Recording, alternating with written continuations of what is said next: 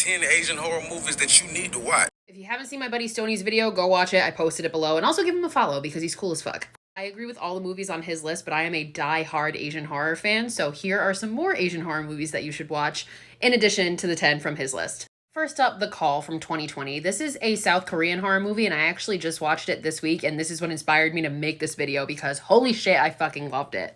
This movie is about a 28-year-old woman living in present day, and one day she gets a call. And the call is from a woman, also 28 years old, but she's living in 1999, and she lived in the same house 20 years prior. It starts off really well, they start helping each other out, but they start to change the past, which then alters the present time. And as you can imagine, it all just goes terribly wrong. This was such a unique concept, and I think the whole movie was just super anxiety-inducing and had me on the edge of my seat. Loved it. You can watch it on Netflix. May the Devil Take You is a movie I've talked about quite a few times because this movie genuinely freaked me the fuck out. This movie is about a woman who's trying to uncover things about her father's past, but then ends up finding some horrifying shit. This is an Indonesian horror movie. Again, it's creepy as fuck. You can watch this on Netflix too. There is a second one. I don't think it's as good, but definitely still worth the watch, and this one's on Shudder. If you've been following me for any amount of time, you probably knew I had to mention this movie. I Saw the Devil is one of the most tragic but beautiful movies I've ever watched in my life. This is in my top 10 favorite horror movies of all time, probably, which is saying something.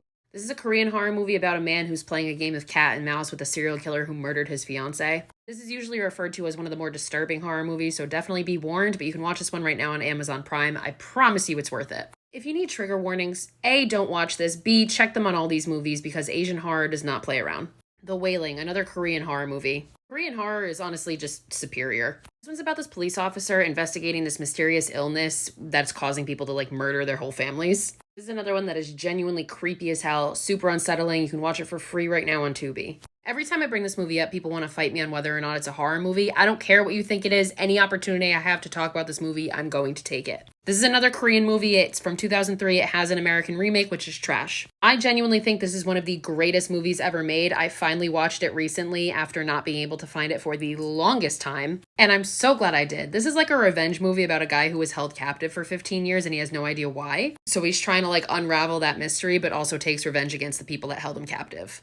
You gotta find this one online. It's also playing in select theaters right now across the country.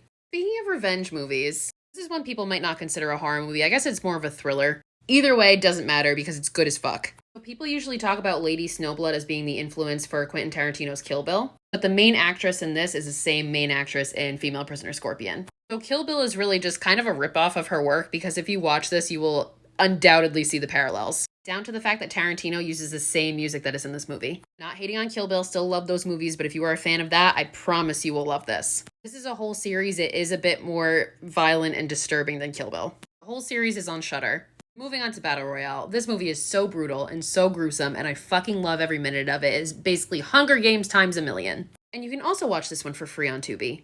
Ichi the Killer is a movie directed by Takashi Miike, who's the same guy that directed Audition, and he does not give a fuck about traumatizing his audiences. In fact, I think it's his goal. So be warned with this movie and the next couple. This movie is super sadistic and super violent, and there's parts of it that will stay ingrained in my brain probably for the rest of my life. And it's also for free on Tubi.